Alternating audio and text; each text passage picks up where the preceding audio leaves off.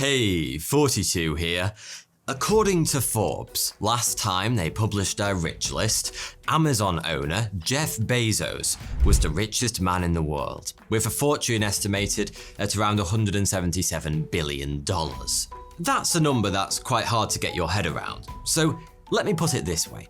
Jeff Bezos' personal fortune is larger than the GDP of 75% of countries around the world.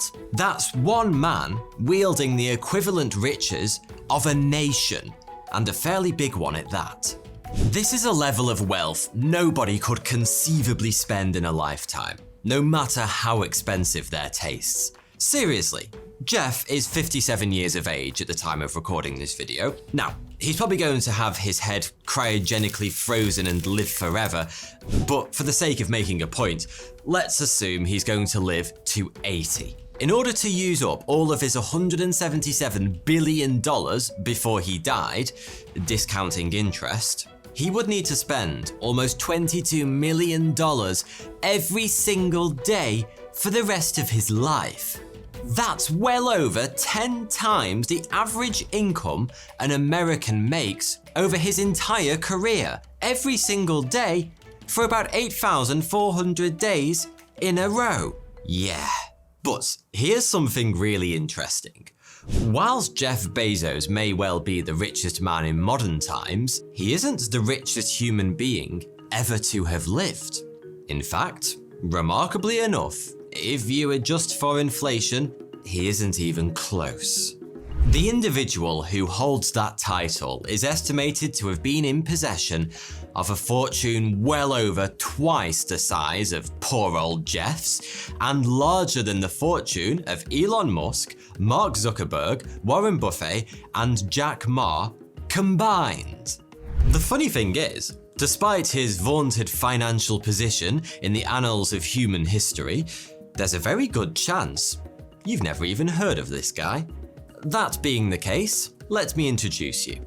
This is Mansa Musa, the richest man in history. As for why you haven't heard of him, there are two good reasons for that. First, he was born almost 750 years ago, and second, he was the Sultan of the Mali Empire. Most of my viewers live in Europe and the US, two parts of the world where school systems have not traditionally put a lot of emphasis on African history. But that's a shame, because the Mali Empire, the largest ever seen in Western Africa, was really quite something. At its height in the 14th century, it covered almost 500,000 square miles and was home to around 5% of the world's population. It rose incredibly quickly in the space of just a couple of generations during what's known as the Golden Age of Trade in Africa. The rise of the Mali Empire was built on its unfathomable wealth, and that came primarily from two things: gold and salt, both of which were in rich local supply.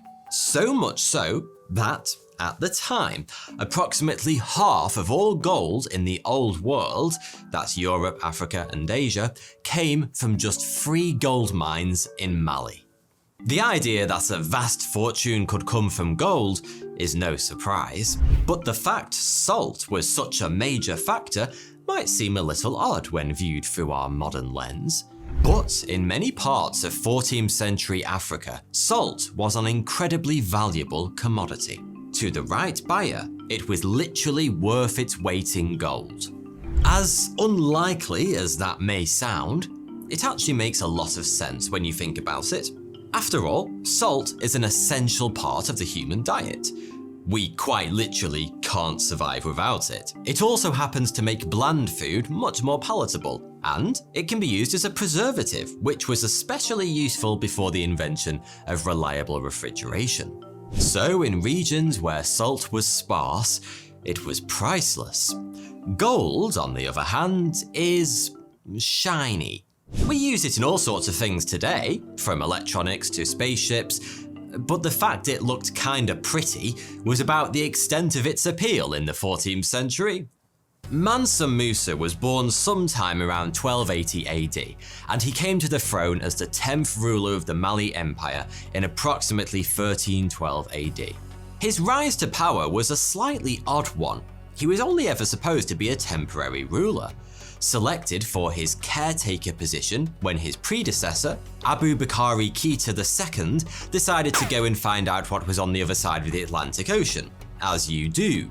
The emperor took some 3,000 ships and set off into the vast expanse of the ocean, leaving behind his throne and one of the greatest fortunes in history, all without a shred of evidence that there was actually anything to discover on the other side.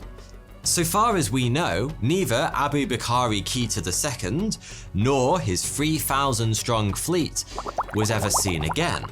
Though a few historians believe he did indeed make it all the way to South America, but that's a story for another day.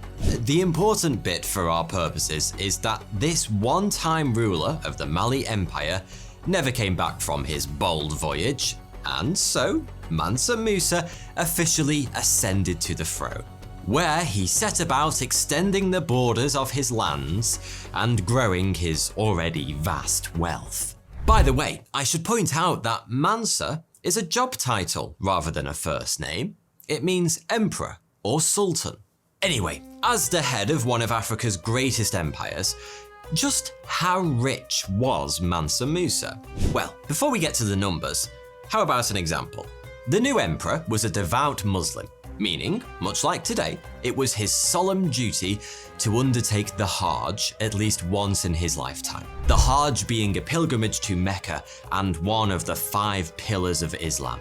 It's no exaggeration to say that when Mansa Musa decided it was time to go to Mecca, the pilgrimage that ensued from Mali to the Arabian Peninsula is one of the most remarkable journeys ever made by a human being. Well, I say a human being.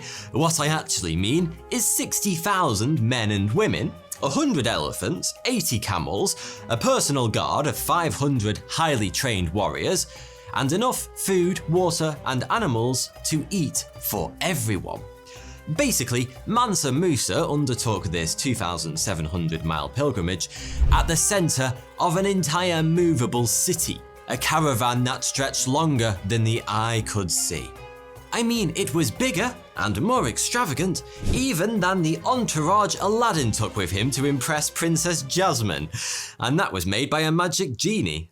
Now, if you're anything like me, you'll probably take a bit of spending money with you when you go on a trip. And it seems Mansa Musa did exactly that. Because, tucked away in a bum bag, I absolutely refuse to say fanny pack, he'd reserved a little extra cash to treat himself along the way. Of course, a little extra cash has something of a different meaning when you're the richest man ever. In this case, it was 21,000 kilograms of solid gold. You know, just in case there were some bargains to be had in duty-free. You might be wondering how exactly he transported such a vast amount of gold, or at least 20,999 kilograms that didn't fit in his bum bag. That job was left to his 12,000 slaves, each of whom was given almost 2 kilos in solid gold apiece. Along with the bullions, Mansa Musa also brought thousands of kilos of gold dust, which was used as currency throughout his kingdom. Take all this together, the tens of thousands of people and hundreds of animals, the unimaginable quantities of gold, and it's fair to say, the world had never before seen anything quite like the display of wealth Mansa Musa put on during his trip to Mecca. And yet, in reality, this extravagant show of riches wasn't all it seemed.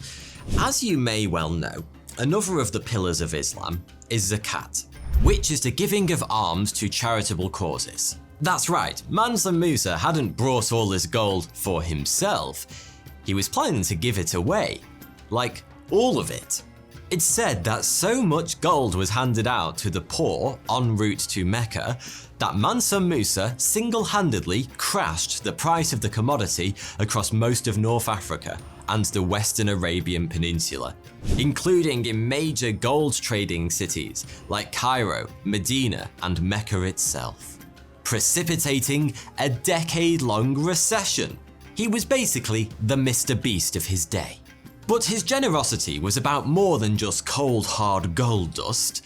Mansa Musa also wanted to share his beliefs far and wide. But being the richest man in history, he didn't settle for simply spreading the word. Instead, he started a tradition. Every Friday for the entirety of his pilgrimage, no matter where he found himself, he had a mosque built. Considering the trip took almost 2 years in total, that's a lot of mosques. In the interests of presenting a balanced view, I should point out that a lot of time has passed since Mansa Musa ruled over the Mali Empire, and written records from the time are pretty much non-existent. That means it's difficult to be completely sure his intentions on the pilgrimage were solely philanthropic and spiritual. Some historians suspect he was keen to show off his immense wealth and resources as a kind of medieval PR exercise, a branding mission designed to impress his friends, frighten his enemies, and just generally put the Mali Empire on the map. And it certainly did exactly that, both figuratively and literally. Because, as a direct result of the fame Mansa Musa gained for himself and his empire on his way to Mecca, both would soon begin to crop up on world maps for the first time, including the Catalan Atlas, one of the most important medieval maps of the 14th century. You can see Mansa Musa himself right here, holding a gold coin and just generally looking like a bit of a boss. The pilgrimage also acted like a sort of epic recruitment campaign, with Mansa Musa's wealth, generosity, and effortless power winning him thousands of supporters and securing his empire the services of some of the most celebrated thinkers and artists of the era, many of whom he brought back west when the caravan returned home after completing the Hajj.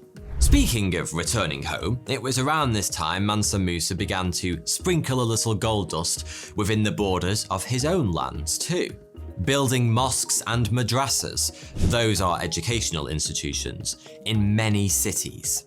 But there was one place in particular for which Mansa Musa reserved most of his attention: Timbuktu. It's somewhere you've almost certainly heard of, even if you don't know why and can't point to it on a map. You may even think it's some kind of mythical location, like Atlantis or El Dorado. Don't worry, plenty of people do. These days, Timbuktu is used in the English language as a byword for somewhere unimaginably distant and remote, a status it likely earned because no European managed to figure out how to get there until the 1830s. But the main reason the name became famous in the first place is largely thanks to Mansa Musa. He annexed Timbuktu on his way back from Mecca, also as you do, and set about turning it into one of the most important centers for trade, culture, religion, and learning, not just in Africa, but in the entire world. The Djingareba Mosque, which Mansa Musa paid for with 200 kilograms of solid gold, still stands today and makes up part of Timbuktu University. For a time, one of the world's premier seats of knowledge, boasting 25,000 students and a library of 1 million books. That's more than were held in the Great Library of Alexandria at the height of its fame. And all this at a time when most Europeans believed Africa was a continent full of uncultured savages. Putting an exact number on Mansa Musa's bank account today is obviously pretty difficult. But the figure most often cited, accounting for inflation, is approximately $400 billion. That's about the GDP of Norway or Ireland. In truth, it's nothing more than a finger in the air. Not that it really matters. Mansa Musa was a man so wealthy that the exact numbers involved aren't important. His wealth was, to all intents and purposes, limitless. He could do whatever he wanted, whenever he felt like it. Luckily, it seems that what he most often wanted to do was give his wealth away in order to improve the lives of others. And there are certainly worse ways to spend the greatest fortune in history. I'm sure you'll agree. Thanks for watching. Check out my new podcast, Random Interesting Facts, available on YouTube, Spotify, Apple Podcasts, and anywhere else you get your podcasts. Link in the description below. Thanks.